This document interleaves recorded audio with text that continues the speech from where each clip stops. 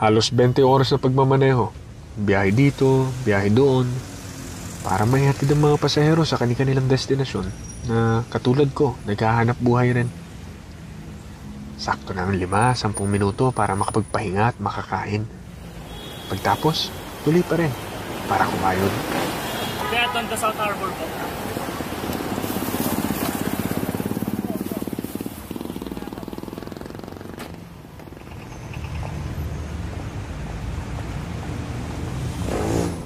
Yes ma'am, I will send it now. Then double check ko na rin po to assure na maayos po lahat. Yes po. You're welcome ma'am. Thank you.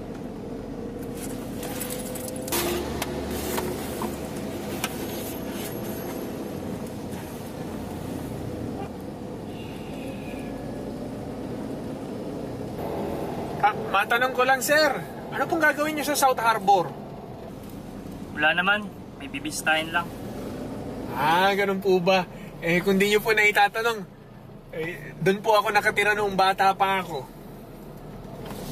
Sabi ko lang sa sarili ko, aalis ako sa lugar na yon.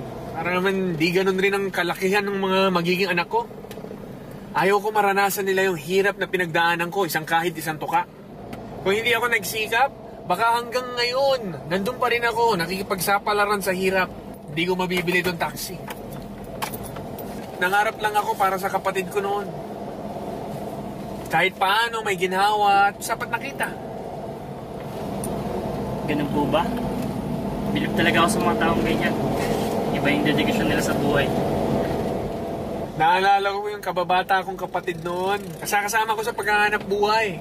Nasubukan namin lahat ng pwedeng pagkakitaan. Wala na po kasi kaming magulang para buhayin kami. Pangangalakal, taga-igib ng tubig, at pagkakarwas. Yan ang mga sumalba sa amin nung panahon nandun kami. Hello ma. Off ko po today. Hindi na ako nakapagpaalam kanina kasi tulog ka pa eh. Opo. Uwi naman po mamayang Noche Buena. Sige po, mamaya na lang. Bye-bye. Love you. Hirap po pala ng pinagdaanan yung magkapatid. Ano pong trabaho niya ngayon?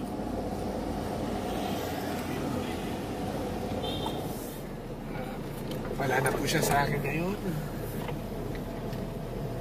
Dinala ko po kasi siya sa... Alam ko mapapabuti siya.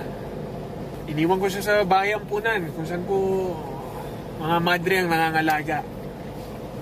Medyo dumating po kasi sa oras na hindi na namin kaya. Hindi ko po kayang nakikitang nahihirapan siya. Pero alam ko naman pong maayos na sa ngayon. Alam kong mabuti ang kalagayan niya. At alam ko rin na naiintindihan niya ako. Pero hindi ko pa rin po matiis magsisi. Sana napatawad niya na ako.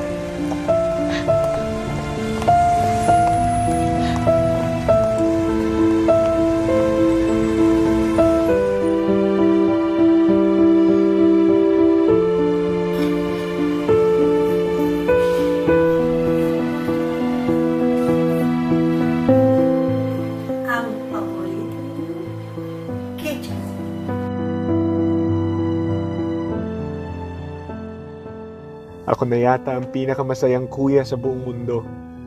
Hindi ko inaasahan na makakasama ko ulit siya at hindi ko akalain na kahit paano natupad ang pangarap naming dalawa.